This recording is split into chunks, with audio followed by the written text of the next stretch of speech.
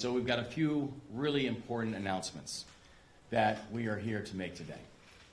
The first is that we are moving the date of the Preakness, and we are going to move it back to be able to ensure that the winner of the Kentucky Derby will then be prepared to compete in the second leg of the Triple Crown, because the Triple Crown will continue, and it will continue to be Preakness, and by moving the date, you're then providing additional time and space for our horses and the people who compete in the Derby to be able to then now compete, to be able to be part of that Triple Crown.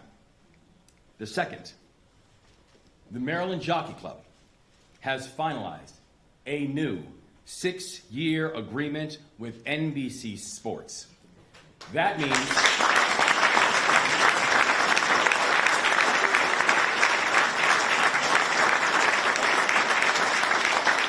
this agreement now means that millions more people will be able to tune in and watch this iconic race weekend. It also means that when they do this race, and by the way, by moving it, in addition to moving it time, we're also moving it to a Sunday as well. It means that more people will watch and witness the greatest show in the Mid-Atlantic and continue to see Maryland on the world stage, exactly where Maryland belongs. But these changes are about more than just television and timing. They also continue to demonstrate what happens and what Maryland can do when Maryland controls what happens next. The third, we are making key investments in the area and the neighborhoods as well, because we know what kind of societal and financial return that we are going to see with that investment. As I said from the outset of this process, the goal was not just to create winners on the track. The goal was to make sure we were creating winners off the track too. And last year, we acquired Pimlico Racecourse. As we speak, we're investing to redevelop it into a best-in-class facility in all of American horse racing, and we're doing it while also making sure that we can and will invest in Park Heights. Yeah.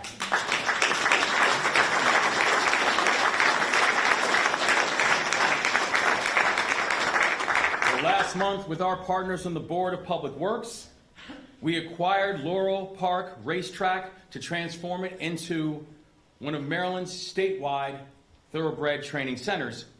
And just last week, we completed the acquisition of the intellectual property rights to the Preakness and Black Eye Susan. This guarantees that the Preakness will call Baltimore home for decades to come.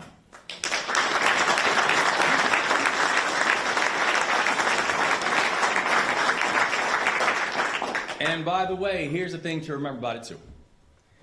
We did all of this without using a single penny from general fund tax dollars. So the taxpayers will benefit from it, but the taxpayers are not paying for it. We made this decision for a simple reason. You cannot control your future if you do not own it. You do not control what the future brings if you aren't the ones making the decision about what the future brings. Maryland now owns the rights. Marylanders now own the assets. Marylanders will make the decisions.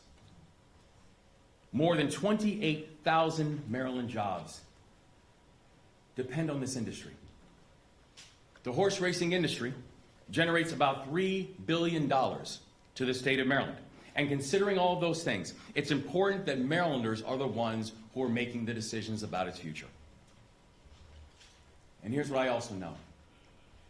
I'm depending on the people right here in this room and in our communities to make sure that we get this right. The business community, our partners in elected office, the horsemen, our neighborhoods, our communities, and our families.